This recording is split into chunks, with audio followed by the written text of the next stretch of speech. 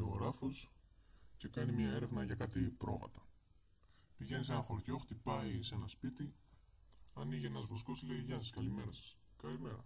Κάνω μια έρευνα για κάτι πρόβατα». Λέει: «Ναι, πείτε μου», λέει, «ρωτήστε μου τι θέλετε». Θα ήθελα, λέει, να ρωτήσω πόσα πρόβατα έχετε καταρχήν. Λέει: «Άσπρα ή μαύρα?» Ξέρω εγώ, λέει, «Μαύρα». «Πόσα πρόβατα μαύρα?» Λέει: «5.000». «Άσπρα?» «5.000».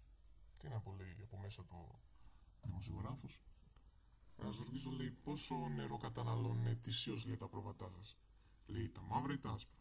Λέει: «Τα άσπρα». 5 τόνους. Λέει: «Τα μαύρα και αυτά 5 τόνους». Τι να πω, λέει. Να σας ρωτήσω, λέει, πόσο χορτάρι, λέει, καταναλώνουν τα πρόβατά σας ετησίως? Λέει: «Τα μαύρα ή τα άσπρα?» Τα μαύρα.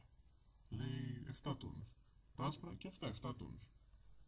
Να σας ρωτήσω, λέει, κάτι ακόμα τελευταίο, λέει. Γιατί τα ξεχωρίζετε τα άσπρα, λέει, με τα μαύρα?